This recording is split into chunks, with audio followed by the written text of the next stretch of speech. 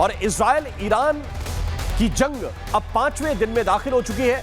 Drone, missile और air strike से आसमान जल रहा है। ईरान अपने सुप्रीम लीडर को खोने के बाद बदले की आग में जल रहा है और चुन चुनकर अमेरिकी ठिकानों को निशाना बना रहा है। वहीं ट्रंप ने कहा कि अगर वो ईरान पर हमला नहीं करते तो परमाणु युद्ध होना तय था। एक रिपोर्ट आपको दिखाते हैं।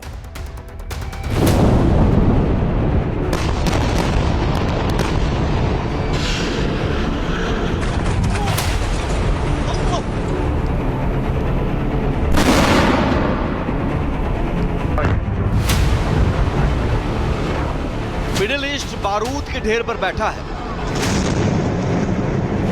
हर गुजरते घंटे के साथ इजराइल ईरान की जंग और खतरनाक होती जा रही है।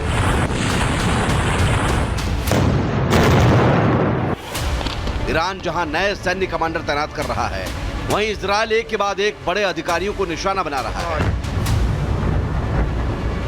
ड्रोन, मिसाइल और एयर स्ट्राइक से पूरे पश्चिम एशिया में जंग की आग धधक रही है।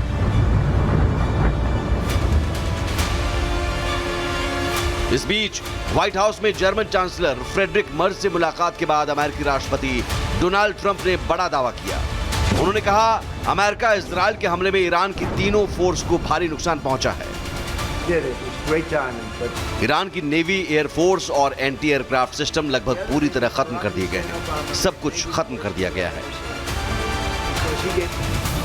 इतना ही नहीं, उन्होंने ये भी कहा कि अगर अमेरिका ने ईरान पर पहला हमला नहीं किया होता तो न्यूक्लियर वॉर हो सकती थी।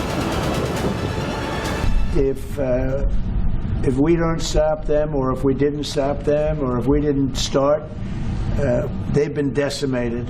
But if we didn't do what we're doing right now, you would have had a nuclear war, and they would have taken out many countries. Because you know what? They're sick people. They're mentally ill, sick people. They're angry. They're crazy. They're sick. Israel के हमले में Iran का Natanz परमाणु संयंत्र पहले ही नुकसान झेल चुका है। अंतर्राष्ट्रीय परमाणु ऊर्जा एजेंसी यानी IAEA खुद इसकी पुष्टि कर चुका है। इसलिए आशंका जताई जा रही है कि इस जंग में परमाणु युद्ध की आहट भी तेज हो गई है। ट्रंप साफ कह चुके हैं कि ईरान में चल रहा सैन्य अभियान वेनेजुएला में किए गए ऑपरेशन से बिल्कुल अलग है। वेनेजुएला में कार्रवाई के बावजूद वहां की सरकारी संरचना को सुरक्षित रखा गया था। ईरान की स्थिति अलग है, क्योंकि हालिया हमलों में वहां के कई वरिष्ठ अधिकारी और सैन्य कमांडर मारे गए हैं। इससे नेतृत्व ढांचे पर व्यापक असर पड़ा है।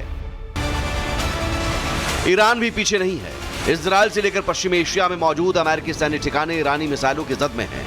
अपने सर्वोच्च नेता को खोने के बाद तेहरान का साफ संदेश है, वो झुकने वाला नहीं है। महायुद्ध का आज 5वां दिन है।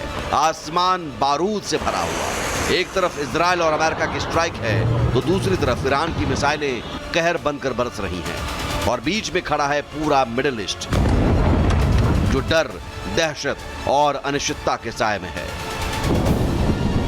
Bureau report, Republic Bharat.